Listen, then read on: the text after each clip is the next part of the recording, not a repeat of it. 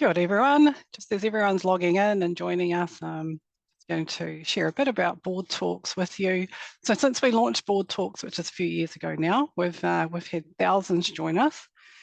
And so we're super excited. We thank you for supporting our Board Talks, and our community has grown significantly.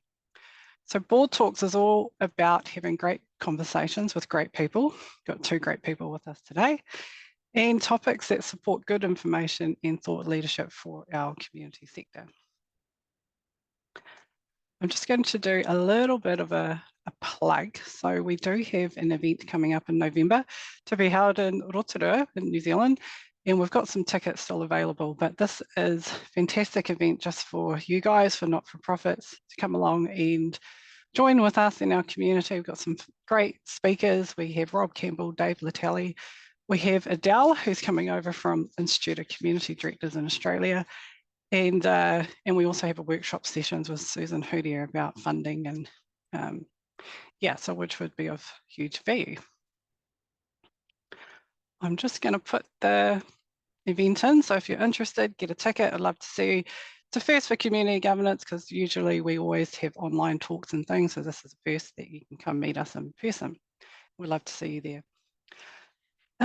So it's my pleasure to introduce this board talk, which is about research and evaluation for our not-for-profits. We've had a slight change to our panel today. We've had some just sad news from Michelle, but we've switched in Simon, so he will introduce himself shortly, and we have Sara, who is known to our community sector, so we'll hear from them shortly. So just a bit of online housekeeping. We would love to hear from you. And so whilst you're joining, if you want to put where you're zooming in from, we have people joining all from Aotearoa, and also we actually have people joining in from Australia, just like Simon. But just share your organisation if you'd like to, and your name. And if you're a regular, just do a shout out. It'd be great to hear from you. We do ask if you could keep yourself muted. So our board talks are recorded live, and so they're not webinars, so we can see you. If you want, put yourself on, you can turn your video off and mute yourself, and all the sessions are recorded and available next week on our website and or Spotify. I got Brenda, Pilot. Kia ora, Brenda. Just having a look at who's on the line. Life Education Trust, Canterbury. Lots of fantastic. Oh, hi, Francesca, well known to us all. Got Emma. So lots of different people, so thank you so much. So this is very interactive. You can ask questions and to impose them to our panel, so that's going to be exciting for us, and I'll introduce them shortly. But our board talks is for our community sector. Just some high-level stats for you. So if you didn't know, well, there's over 115,000 not-for-profits or NGOs in Aotearoa New Zealand, over 230,000 considered volunteers, 20 billion annual incomes generated, and 58 billion in assets are managed. So we are a very important sector. We do a huge amount of work. Sometimes we don't, as we know, we don't always have a lot of money, and we'll get into that a little bit in the research space and evaluation. But what we do is great mahi. So it's my pleasure to introduce. We have Sara and Simon. Righty ho, let's get to know them.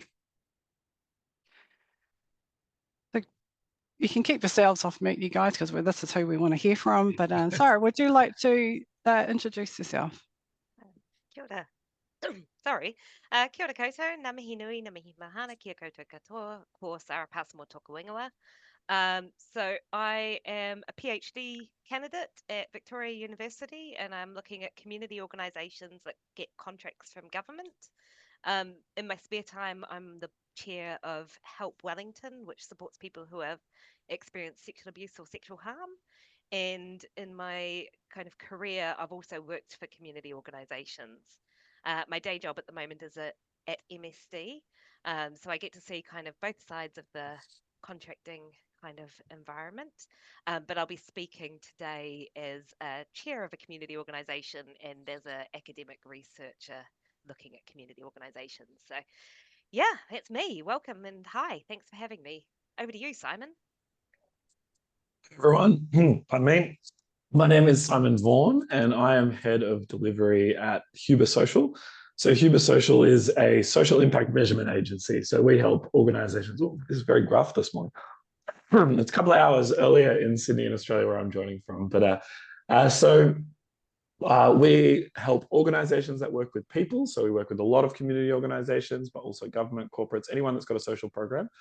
We help them to measure the effectiveness of what they're doing. And so, yeah, really relevant to what we're talking about today. I've been at Huber for a few years. Prior to that, I worked predominantly in fundraising for international development organizations. And so I always have my eye, I suppose, towards that side of things as well, and how our work can be used to really generate income for the fantastic organizations that we work with. And thank you. I'm not sure what the time is there, but you've made it, Simon, with about literally 20 minutes notice. So we do appreciate all your insights today. So research and evaluation. We probably may all have used research and evaluation within our not-for-profits for programs or services or things like that. I'm really interested today just to explore a bit about in our governing roles too, about what we are looking for or insights into moving forward. And this is probably going to hit on very timely as a lot of us are resetting and new directions and things like that as we are in a bit of a cost of living crisis, Simon, over here, and things are very tough. So what can you share a bit about the kind of primary purpose of research and evaluation for the not-for-profit sector? What's your kind of insights and thoughts generally across our landscape? Yeah, I would say that people generally come to us with two things in mind. And colloquially, we refer to them as prove and improve. So people are either coming to us because they're saying, we know we're doing great work, but no one believes us. And so, the only way we have to talk about our work is through the stories and anecdotes of people who've been through our programs, and that's not cutting it with funders. And so generally, one of the key reasons people come to us is for that prove side of things, where they're looking to demonstrate their effectiveness and be able to, get a beautiful report that they can put in front of people and say, look, we thought it, we knew it worked. We see it with our eyes every day, but we really needed that data to put in front of people. So I would say that's a big side of it. And then the other side is really about improve, or we prefer to maximizing our impact. So organizations who are saying, we've been doing this for a while, we think it's working, but we're sure that we're sure we could be doing it better.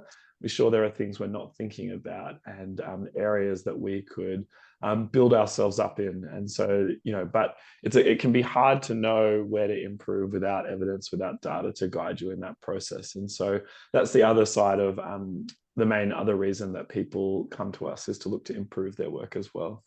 And then outside of that, there is more compliance coming in now. We have some people who work with us for their which they utilize for their SSP reporting. And so that's kind of an emerging area as governments around the world start to look at regulation around social impact as well. But predominantly, it's the prove and improve side. Simon, is that just thinking about the research side of things rather than the evaluation side of things? Like, do people come to you for research as well? Like to go, hey, we've got an issue. How do we go about solving that? Occasionally, yeah. I think so. Being a social impact measurement agency, we're kind of in the middle between kind of standard evaluation and full-on research. And so generally, we try to take as much rigor as we can from research, but meld that with as much practicality as we can to make things work from more internal-based approaches. And so I would say, people are less coming to us from that perspective. But I think, sometimes once people realize the process that we're going through, I think that's where they start to think, okay, they start to realize the power of what we're doing, and they say, oh, wait, we could ask questions. Like, how could we, I feel like it's more once we start talking to them that's where that starts to happen, as they start to come up, and we start to say, yeah, like, what hypotheses do you want to test? Like, what are we going to do here? So, but I imagine, that's much more what you're doing. Like, sometimes, like as a community organization, we like to look retrospectively at the work we've done rather than kind of front-footing things. And in the current environment, we really need to figure out how to attract more funding and retain the funding we've got, which doesn't necessarily mean looking back into the past and proving what we've done works well. It's kind of looking into the future and finding those kind of opportunities to, diversify and meet the needs of the current environment we're in, and have like maybe even a unique selling point compared to everyone else in the market, because we really are a lot of the times kind of market takers rather than kind of market setters. So yeah, I wonder if there's opportunities with the research and evaluation to lean more into that research side of things for future setting rather than the evaluative side of things, which is And I I would think say that's a good distinction, Sarah, because if we could just take those two things, they're very different, aren't they? So research sometimes setting the scene, it's not always undertaken by not-for-profit, is it? It's probably the funders, maybe philanthropics are doing the bigger pieces of research on behalf or looking for things to align to their strategy. Haven't seen too many. I'm sure Sarah's got some examples, but the evaluation is like you've kind of alluded to, is we get to the end of we've got our reports to do, and they're like, oh, we've got to get something in, or we might have it embedded in a program, and again, it might be targeted to numbers and delivery and that kind of thing. So yeah, but I am interested to hear your thoughts, and also people that are joining us online, is around some sector-wide insights. But from our perspective, I'm not talking about a funders. What's some good examples that you may have seen around telling our story? And we've got so many amazing stories. So yeah, how do we get out on the data into the stories? Yeah. What do you think?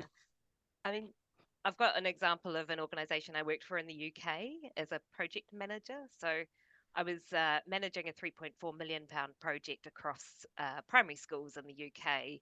And the way that that project came about used a lot of research, and then the funding was for further research. So what we did was we did a survey out to all of the communities that we wanted to engage with about what do you need to be able to do this social change. The feedback came back, said, not money, we'll just spend it on a car park or on infrastructure. What we need is a person who's actually going to do the work.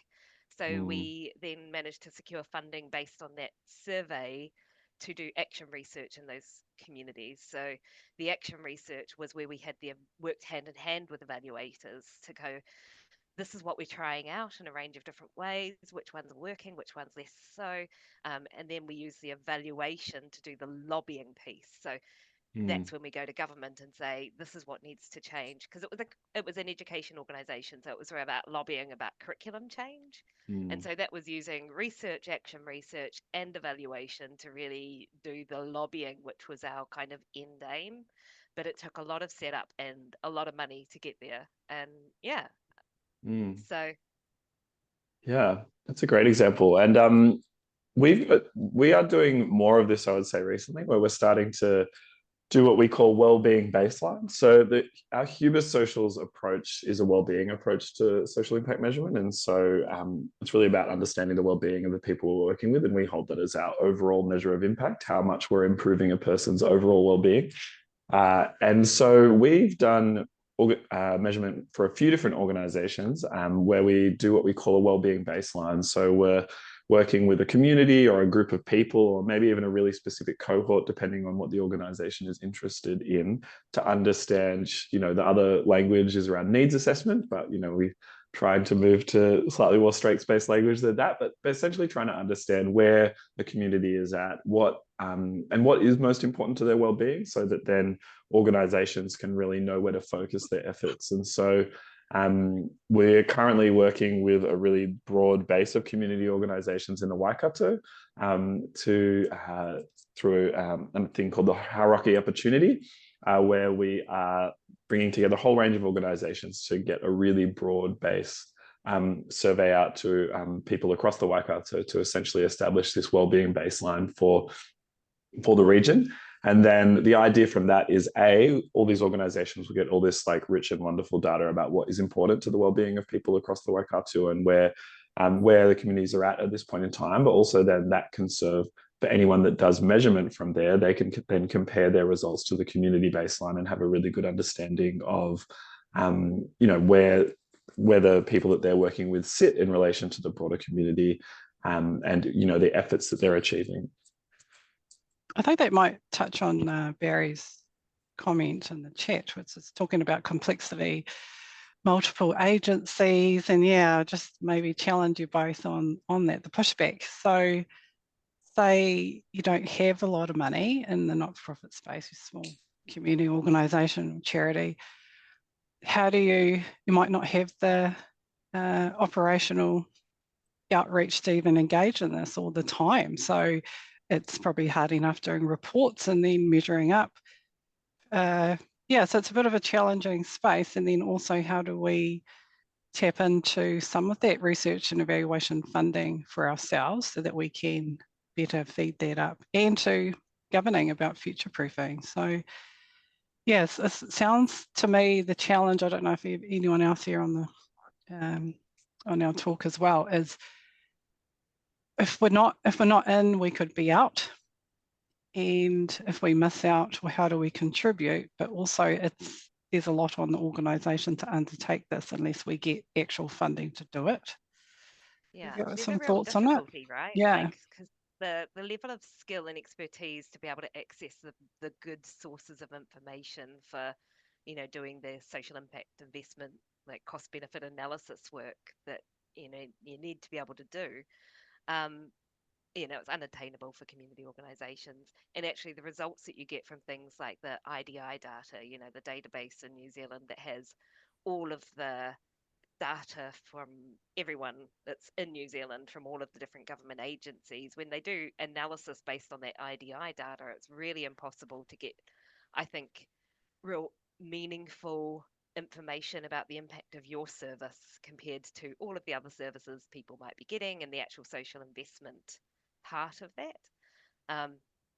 So there is some real challenges, but when you're telling your story, sometimes the qualitative story isn't enough to get over the line. So you really do need to balance that quantitative, this is what the data is showing, this is the impact we're having, with the narrative of, and this is what it means to the people in these communities, because I don't think you can do one without the other, but they're both so costly in different ways. I think there are some tools there. And I just wonder if there's a bit of tools that we can engage in that space that don't cost us a lot, because maybe it's thinking about what we're trying to ask up front rather than at the end, as we get to the end.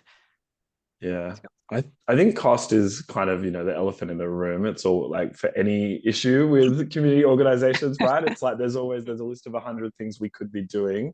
I've sat on boards myself, and there's always new and exciting things we could be doing. But at the end of the day, it's like, do we have the money to do those things? And so, I think with measurement, evaluation, research, we always need to think about trying to make sure that they're in proportion to the work that we're doing, right? And one of the things we talk about is that measurement needs to be fit for purpose. So it needs to be fit for the decisions that you're trying to make. And so if you are a big government agency that's going to spend $1 billion on a program, you have to have pretty good data to show that program is going to work, right? Because the opportunity cost of that $1 billion is huge. But if you're a small organization that's maybe got a program that's run by volunteers, and there's you're only able to put like a couple, maybe 20 grand into it each year, it doesn't necessarily make sense to then go and spend $100,000 on an evaluation, or $30,000, whatever it might be, to prove the effectiveness of that program, because the decisions that you're making based off that program maybe don't match up to that cost. And so I think it's important to think about setting a methodology that is requisite to what you're doing. But, it is our job as boards as well to make strategic decisions. And so if we can see that there's funding out there, maybe this program's costing us, we've only got 50K to spend on this program at the moment. But we can see that there's funding out there that if we can produce the evidence, if we can prove that what we're doing is effective, that, we can turn that 50K into $1 million. Like maybe it is actually worth spending money on a high quality evaluation. Maybe it is worth putting in $30,000 to get something done so that you can, because that evidence is going to lead to you being able to scale that program and access greater funding for it. So I think at the end of the day, It is always about strategic decision making, but there's softer ways and harder ways, right? So we can look at potentially doing training courses for members of your team so that they can start to they have the frames to do this thinking for themselves, and they can start to do some of the, the low-hanging fruit stuff that you can do. I think a lot of organizations don't necessarily know what data they already have because they're not, you're so busy doing the work, right? Like your days are spent making the projects happen, helping the people that we're trying to help. And so you don't necessarily have that time and space to stop and think and go, hey, actually, this data that we collect, which we think is just program data or whatever, that might actually be useful. And so, it could be that maybe you invest a small amount in an education course. Huber Social has a Huber Social Academy. I'll throw that out there. But, there's lots of organizations out there that do great training to build your understanding of what measurement looks like, what evaluation looks like, and what kind of things we might be able to put in place.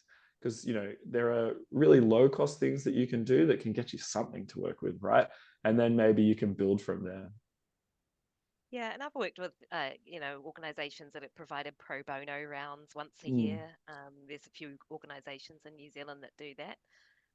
There's a good example from Aotearoa Justice Watch, which was looking at human rights violations in prisons, and they did a really good teamwork with a university to kind of produce a report. So there are also organisations that, kind of find an academic that's interested in the same thing that they're working on and work collaboratively. So making use of some of that kind of public funding that way. There's also cheap ways of doing some research. Like we've all done a Survey Monkey. We can do snowball sampling using Survey Monkey. That can give you a little bit of information that you can use to kind of develop from. And I think, it's nice to have external evaluation, but you can also evaluate things yourself. It doesn't need to be external all the time.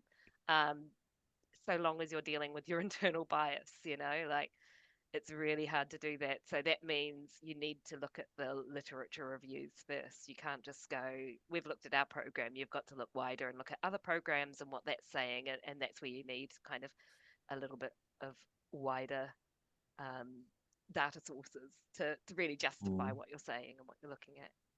But yeah, Yeah, I think I do have a bit of that personal bias in there myself, Sarah, because I'm always like, oh, I don't want to spend that money on it, and then I kind of think I've done lots of surveys for our community, so we have a really strong community with community governance Aotearoa, and so sometimes the questions to ask and you can get really good intel. It doesn't have to cost a huge amount. Sometimes I've been quoted 5,000 to run a survey when we can literally kind of create it ourselves or write it ourselves. So there are I think some techniques. I get it for programs. You need to evaluate those programs and assess, but we also undertake different research and evaluation for ourselves, or more evaluation tools where we've rung up our tainer on our Tuakana Tainer program. We've had different ways of trying to get feedback on things like that. I'm just going to ask you guys something, and Simon, you might not know about this because you're based over in Sydney, but we've got a new social investment agency with the new government, and I'm just wondering what if we had an opportunity to put something forward. I haven't even put this question out here before, so this is going to be new. But what do you think about what would you put up and recommend? So we've got a social investment agency. Think about our not-for-profit sector. We've just seen 115,000. We know some of us are facing closure. Program services have to close. There's been a real retraction in the sector when, our sector's not immune, just like everyone else. But what would you put up to that social investment agency about what you'd like to see? Because what I'd hate to see is replication. We've got lots of data sources, lots of research over the time. Can you give some insight, Sara, especially as from what you know and what you've been researching as well, where do you pull that out so that we don't go, well, actually, we know all the stuff. So what would you like them to see? What would you recommend that they focus on? It's such a big question because, sometimes when you look at those social investment plans, it's about what is the cost of not doing this now? Or what is the value saving to current taxpayers if you do this intervention now? Like, it's about doing something now so that you save money in the long term. And so I don't think you can do the social investment without the cost benefit analysis and start doing projections. And then one of the challenges is that we end up reducing people that need our services to a financial amount, and it really dehumanizes people. So, for example, I'm thinking about things like at Wellington Sexual Abuse Help. If we look at all of the people that come through our doors, and we're providing social support to them, how do you turn the support that we're providing into an amount of money that's saving the taxpayer? And it feels a little bit icky. And I guess that's what some of these things are asking us to do. I think Yeah, that's I don't very know if that's a insightful, Sarah, solution, because but no, yeah, I've seen it, because say it's a numbers game, right? So how yeah, many have they got through? And you say 50, 100, whatever. This is what your service delivery reporting on. This is your kaupapa. This is what the organisation's vision is. This is how many people. But I also don't think we've got that right, or telling our own story. We talk about storytelling, but yeah, it's that saying, actually, this was very difficult, and we had all these challenges, and yeah, so I don't feel we've got it quite right, moving away from that. Have you got any thoughts you've seen, Simon? I would just kind of echo what Sarah was saying. I think, at Huber, we very much are focused on the people, and, want the process to be respectful of the people that are affected, and be reflective of where they're at, their needs and aspirations. And so we do work with these models that require financial outcomes, but our preference is certainly to focus on the impact on people.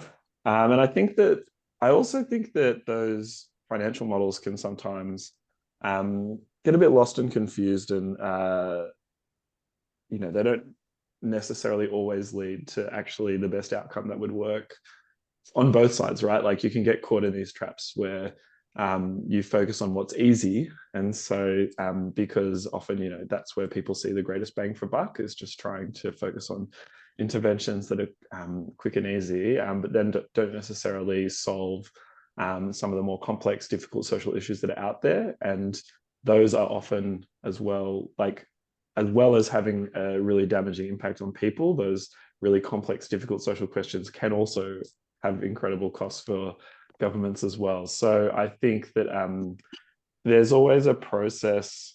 It's very hard, for those who don't know, like, Huber Social, our CEO, is based in Aotearoa, and so and she's the one who's meant to be here today. And so we're very, I am a bit plugged into this, what's going on there, and I do understand a bit of the changing government and what that is meaning for certainly we hear it from our clients in terms of the organizations and what they're facing at the moment. And so I do think in periods like this, it is really important to try and do as much educating up as we can, I suppose, just to try and be feeding back to government like what we know as a community sector has the best impact on people, and what we know, approaches that we know that can hopefully get us to a situation where governments are supporting interventions that have really positive impacts for people. And hopefully, and we know that in a lot of cases that will lead to benefits for government spending as well, right? Like, in my personal life, I've done respite foster care before, and I look at the foster care system, and it's just this absolute it's a really it's a real prime example of where, like, government costs and social costs are absolutely combined. Like, it's terrible outcomes on both sides, right? Where governments are spending huge amounts of money putting children into care, while at the same time that child is not always getting the best care that they can and being supported in the way that they could be. And so there are solutions out there that really can benefit both things, but at the end of the day, what are governments for if not to improve the lives of their citizens? And so I think that's where that's where the focus should be. Yeah, it's definitely a tough one. I think, Sara, you kind of set that scene on intervention, and if we invest up front rather than the ambulance at the bottom years later, the impact can be quite big. So But Yeah, to but what me, it can yeah, also lead to is a bit of scope creep as well. So when Mm, you're, sitting around the board table saying, well, what do we do now? What do we do next? And you start mm, looking at that social investment as a model, and then you can start going, oh, well, okay, we need to do things a little bit earlier and a little bit earlier. And then you suddenly realize you're not catering to the need that you have. You're trying to change your organization to meet a different need. And so you really do need to come back to what it is that you're here for, what is the need that you're making, and then make a really valid, strong case for that without mm. chasing the money to drive the mission.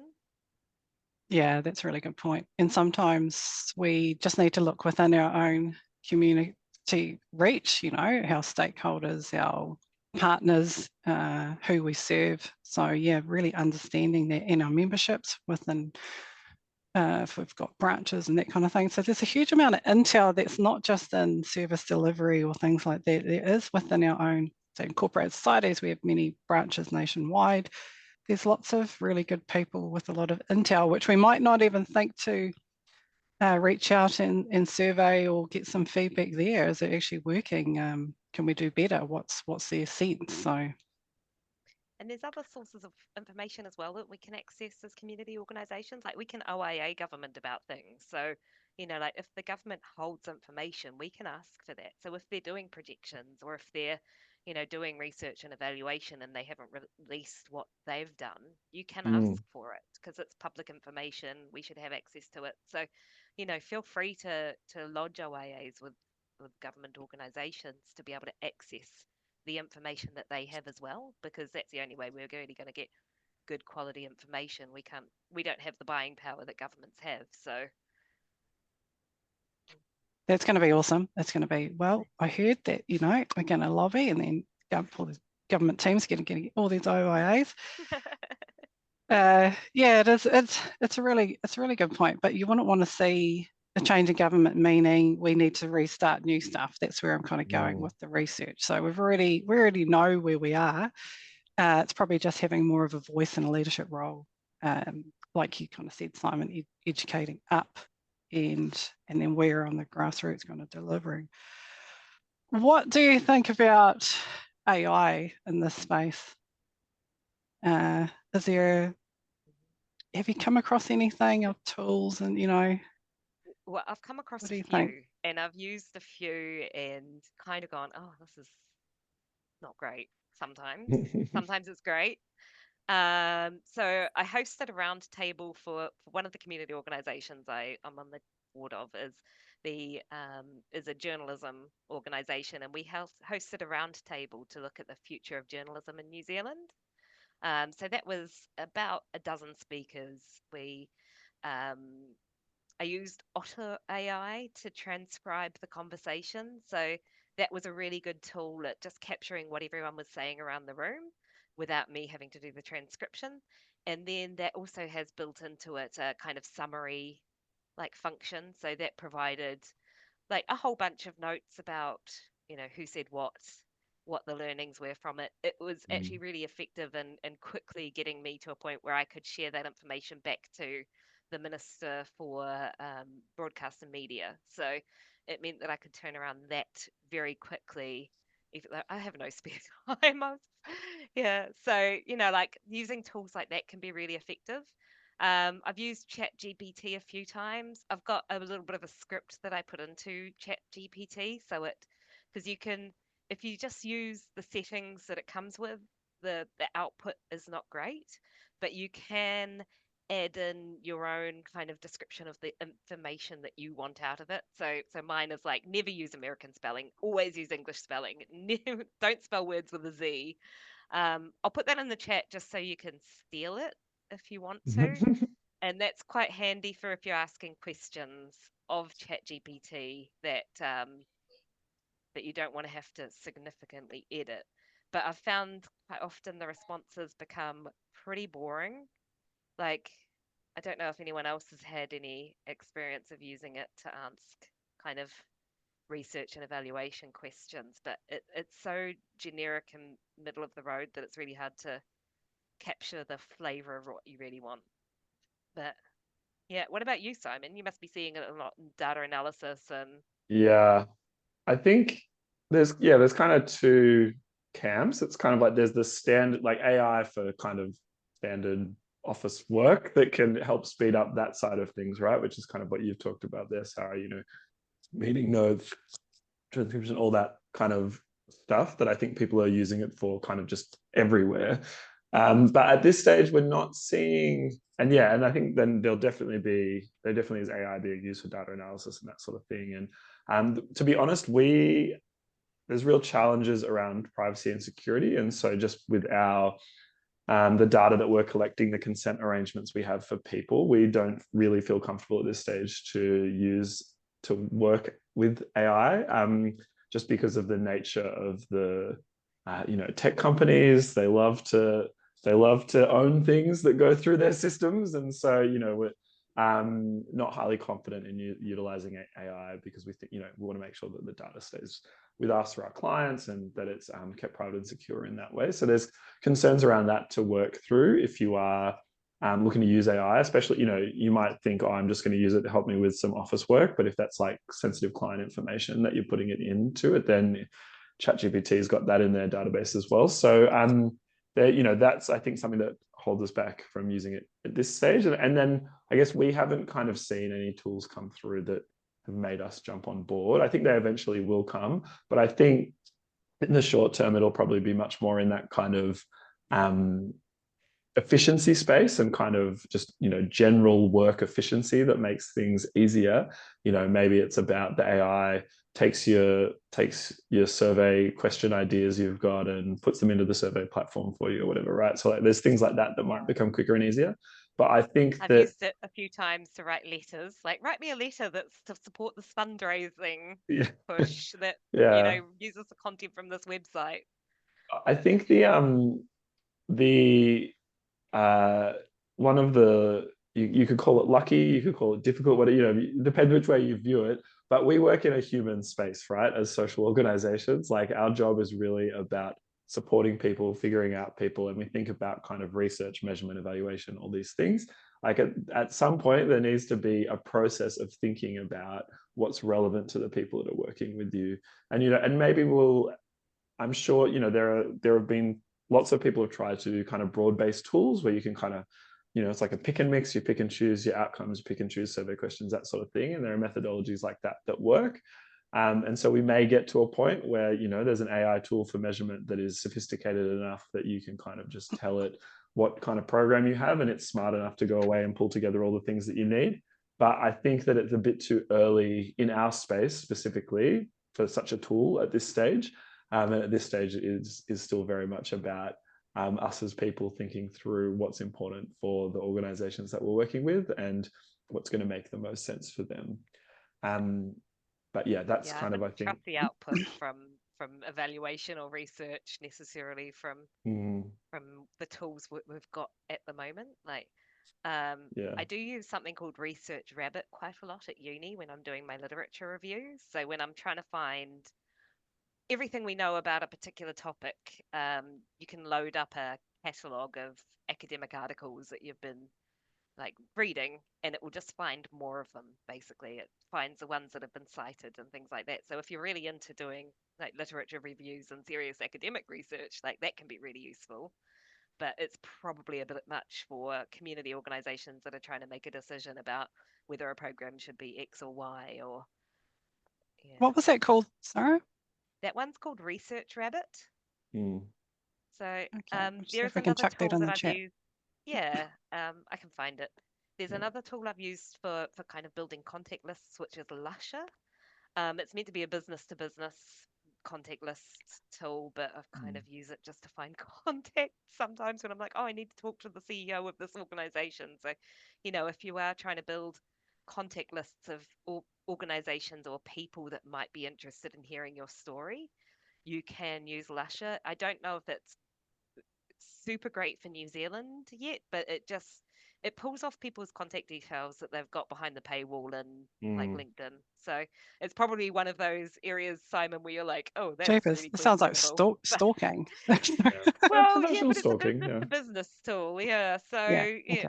Okay, I got it. mean, Yeah. yeah, like when I've used it for contacting people, it's been like, I need to contact the journalists of this, or that are Yeah. interested in this, or the business that's interested in this. So I just probably pull it back a little bit to our governing roles in the space, but it's just as we're both all kind of chatting about this is, yeah, I wonder, sometimes it come up when you might be looking at some funding or grants and you make an approach, this might be of interest, and then they'll ask you for a whole range of research and evidence-based. So where have you got it? And sometimes you can get a bit stuck because you're like, oh, but we do all these awesome things, and we are awesome, and you know, and so you need to then go back and try and.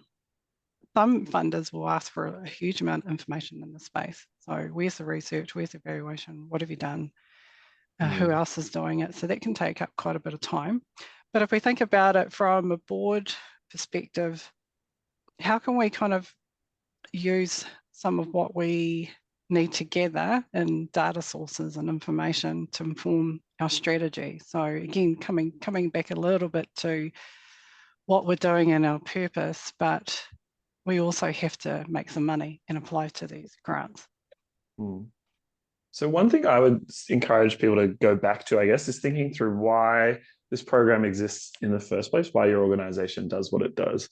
And it may be that actually the reason you do what you do is because you knew the approach was good, because you'd seen it work elsewhere before, or you'd read something about how this approach could work. And there may actually be research out there already for your approach. And so I'm a big believer in not reinventing the wheel, right? It's kind of like, if we know that something is good, because, you know, if there's stacks of research that says that something is good, let's not like spend even more money convincing you that our version of this thing is good. You know, like let's like, maybe we do some, you know, evaluation to affirm that we're doing it in the same way that this other research has shown and it will be effective. But, you know, there's all these sorts of interventions out there. It's like, we know, you know, like in international development, for example, right? It's like, we know clean water is good. People need clean water to be healthy. So like, I shouldn't need to prove to you if I put in clean water that that's going to be positive for these communities. Maybe what I need to prove to you is that it's an effective way to give them clean water and that they're actually using it and it's leading to behavioral change, right? But like, if there's a big evidence body out there for our approach, that's something that we can utilize, we can put in front of people to say, hey, the reason we do it this way is because there's 20 years of evidence that says that this is an effective model. And so, you know, like, if you want to give us some money to prove to you once again that this works, then sure, we'll do that. But like, there is already evidence out there. And so if you can go back to your programs team and say, you know, where did we start with? You know, what did we start with, right? Did we actually start with evidence for this approach, and how can we package that up into something that we can put in front of people to demonstrate our approach? And then I think from there, thinking about, okay, what are the opportunities for us to do our own measurement, our own evaluation, that can then strengthen that story. And also, you know, with my fundraising hat on, the question is always that who are the people that I'm getting money from? What are their passions and interests? What do they want to see? And so, you know, it might be that the thing that we're most excited about our program isn't what the people we're making the case to want to hear about. And so we actually need to think about, you know, what are the questions that they want answered? And so therefore, what can we do to produce answers to those questions, to provide the evidence that they're looking for? Because it may be, and ideally, the evidence that they're looking for would neatly align with something that helps us improve our program, that helps us learn about what we're trying to do and improve that as well. It's nice when those things come together, but unfortunately, sometimes funders want something that's totally different to what we want to know. And so then you kind of need to make that decision strategically at the board level, or, you know, at the operational level around, okay, what is the balance we're going to strike there between how much effort we're going to put into finding out the information the funders are asking for versus the stuff that we know really matters for us. I think that's a bit of the space that sometimes we lean into, is we're applying individually. So we're in a little bit of a silo mentality. So yeah, I'm very keen, as Brenda's rightly kind of pointing out, is that do we need to do better with partnering with each other? I'm talking about community organisations within the similar kaupapa. So Brenda's saying like, you know, one's about family violence, or say in the community, there's probably multiple organisations doing different little pockets of services, well-being, that kind of thing. But yeah, how do we, because it seems to be more driven by funders' research priority than it is from sector, community, which is what Brenda is saying, if you see in the chat. Yeah, so any insights into collective research priorities? What do you think? Well, I just want to shout out to Community Research Aotearoa for the work that they do, kind of highlighting the good research in New Zealand. That they've produced some really great, well, just lifted academia and made it really attainable to our kinds of organisations. And yeah, I think that they are definitely an organisation that we should add to their contact list. Add yourselves. Yeah, I don't know about cross sector. It can be really hard because, you know, as board members, we have very little time to do like the work of the board, let alone stakeholder engagement and find collaborative organizations. But it's great to that when it happens, you're like, oh, I can piggyback off this. I think the work that Te Aorere Kura is doing around family violence and sexual violence is really important. That long-term strategy that's being led out by government. That's the sort of thing that really makes a difference for the sector. But I think community organisations and governance or groups need to know how to use those sorts of things, because it's really great that the work is happening, but when you're meeting as a board maybe once every 2 months or once a month, there's always the busyness of the busy, and you end up discussing a lot of the operations, and I think losing sight of that strategic stuff. So yeah, I guess for a board member it's about making sure you're putting your energy and your time to where it's going to have the biggest long-term impact, rather than necessarily just focusing on that day to day. But it's so hard. Yeah. I think collaborative processes can be really great. Like that's, I was talking about the Waikato Wellbeing Project work that we're doing earlier, that it's great when you can get multiple organizations coming together to try and generate findings that will benefit everyone, I think. And especially, yeah, I mean, we know in the social sector, there's so many, there's lots of organizations working in similar areas. And so it is really powerful when we can come together. I think the challenge is around who's in the driver's seat.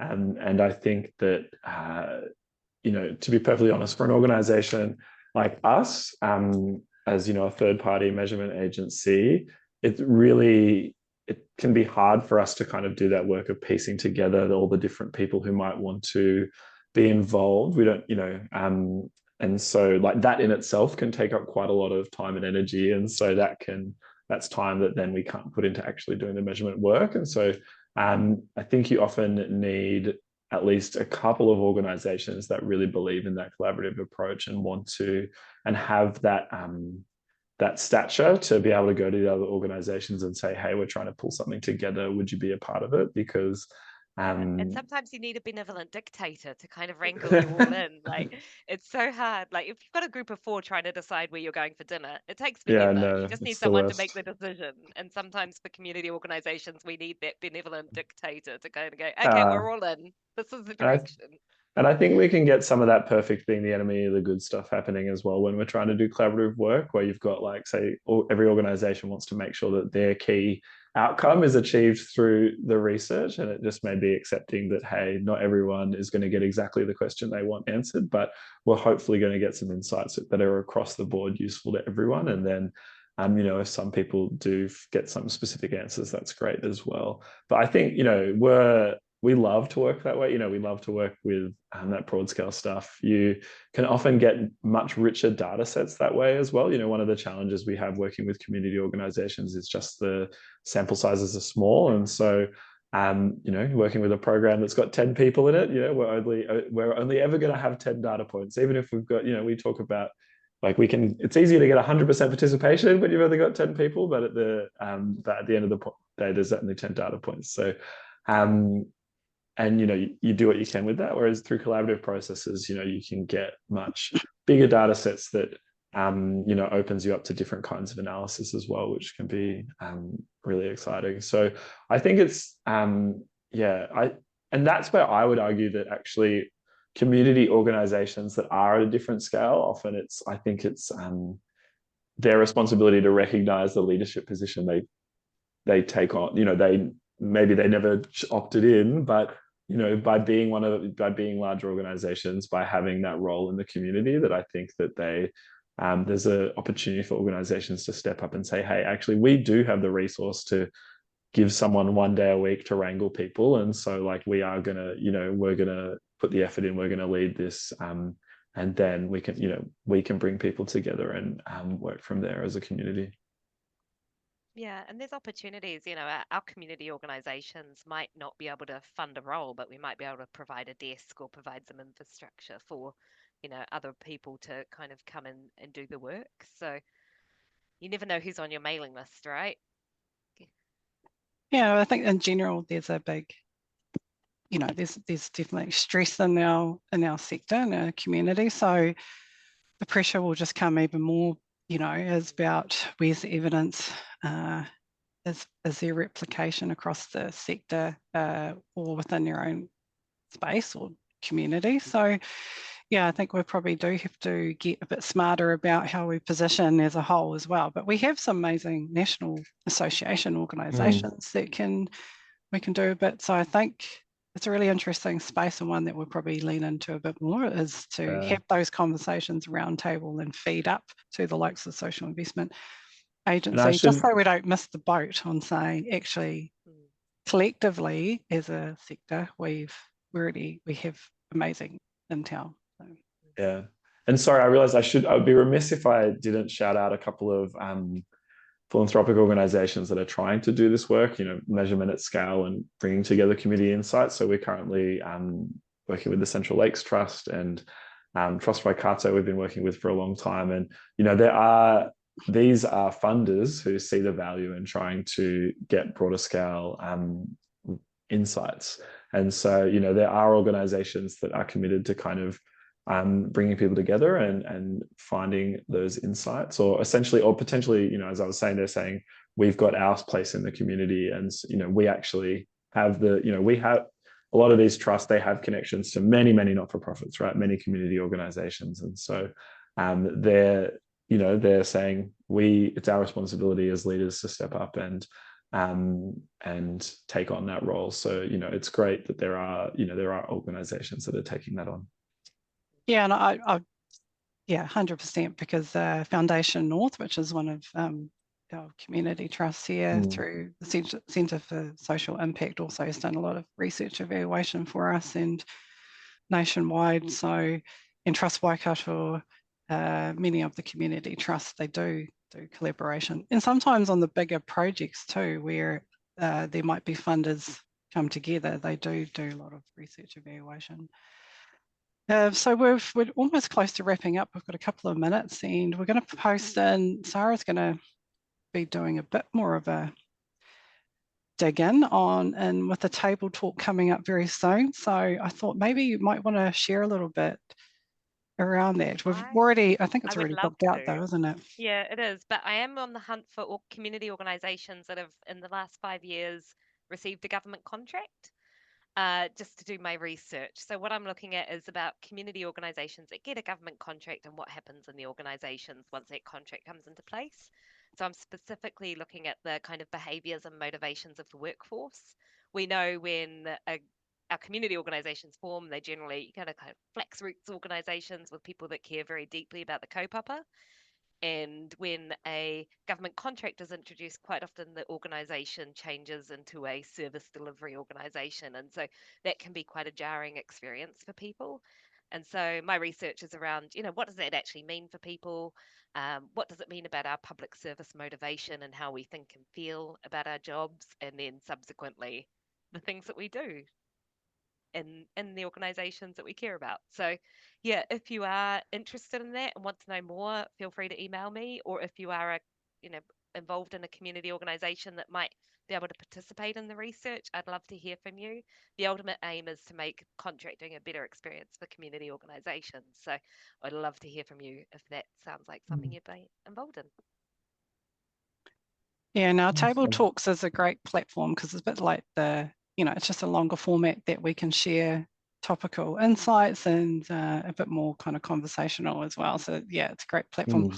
Just on a side though, we do receive many inquiries sometimes from master's research researchers asking to access our database, and can they send out things? What's your guys' thoughts on this? Because often we can't just send out directly, you know, someone's like, I've got it, my master's is due and I need to get some intel straight away. And I'm like, can't just send that out to our audience within 5 days because of your thing. But could you, just share a little bit about the research from that end? What do you think? Oh, sorry, I was It's typing in my like question. I think that's real. data sources, trying to get access to data. Oh, yeah. Well, my research is qualitative, so I'm doing interviews, which is I'm expecting for my PhD to take years. Yeah, Yeah, it's I hard think because we have to go through the human ethics approval before we even have our mm, survey questions okayed, which can take months. So by the time we've gone through that, like it can, as an academic, you're like really chomping at the bit to get this data. Yeah, would love to get information out there. We've made all these promises to a human ethics approval committee. Yeah. We're lucky to have an ethics committee, an independent ethics community that works on a much faster time schedule, Sarah. So we're lucky in our work, but all our projects go through ethics as well. Rose, I think my suggestion would be that's really a question for your membership. Whereas, like, are they open to regularly getting emails from master's students, or is there another way that they would prefer to receive that? With a couple of minutes to go, Rose, I'm conscious that there was a question about attribution in the chat that we didn't get to. And so, attribution, we'll solve it in 2 minutes, Sarah. But I think for me, the question about attribution really goes back to that question I was saying about things being fit for purpose. I think that depends who you're speaking to about attribution. There's really if you want to get to kind of like the scientific rigor level that some people want to hold you to, like this very expensive project, random control trials, like there's kind of all this stuff. And often, to be honest, in social research, random control trials would not pass a human research ethics committee, right? Because you're essentially saying we're going to find some people who have the social issue and we're not going to support some of them, so that we can see what happens. Like these are, and so you can kind of get in these circular arguments about attribution that are really difficult. And so I would argue that, like, the first place to start, especially if you're a small community organization that doesn't have huge budgets for this kind of stuff, is start with a really common sense approach of, like, where do our clients who come, where do they start with us? Where do they finish? What's that before and after comparison? And yes, they may have all these other services that they're accessing as well, but, like, what's our role in connecting them to those services? What's our part in that? But essentially, I think starting with, just a common sense reflection piece of understanding what you think is reasonable, and building out from there. And then from there, if you have the resources, you can look at more rigorous processes. But I think that if people are pushing back on you about attribution, I would also push back to them maybe to get an understanding of what they're looking for, because it could be that they're expecting you to have gone through a process that is not really a process that would happen anyway, right? Because it wouldn't pass a ethics proposal, or it might, or it's too cost prohibitive for a range of reasons. And so I think I think that it can be a complicated one, but really, if someone is asking you about that, good to really, what's the question behind their question? Where are they actually coming from, and what are their expectations, and then figuring out if they're reasonable and can be met. I think it's a great point. Yeah, where's the journey coming in and door? Where's that first kind of touch point? That's a great comment. And over to you, Sara, because I can tell that you're very good at interviewing. I think you could have just run this show yourself too. So. Oh no, I just had questions. That's all. I just love a chat. Yeah. Any last takeaways just before we wrap? Thank you. Last takeaways. It's been really fascinating. I loved everything you've said, Simon. Thank you so much. Oh, thanks, Sara. Yeah, no, I really enjoyed it too. Thanks so much, Sara. And just, at Huber Social, we love to chat to organizations wherever they're up to in your measurement journey. We work with people who have no measurement capacity at all and have never even evaluated their programs. We work with people who are really far along the journey and are looking to refine things. And so, we'd really, if you are looking for support in this area, we'd love to speak with you further. We've got a team in New Zealand that would love to meet with you. So, thanks so much. Thanks so much. And send best wishes to Michelle, and thank you both. We'll do. And thanks to everyone here for joining us. Stay in touch, keep in touch, and the recording will be out next week. And so you can also listen to it at Audio and Spotify. And there's quite a few links in here, so we might try and put something together as well so you can access those. But yeah, huge shout out to both of you taking the time to share your insights and intel with us. So tēnā te mihi nui kia korua. Take care, everyone, and Board Talks was brought to you a week early, so have a good long weekend and Labour weekend coming up. Ngā mihi. Ka kite anō. Thanks, Tim. Bye.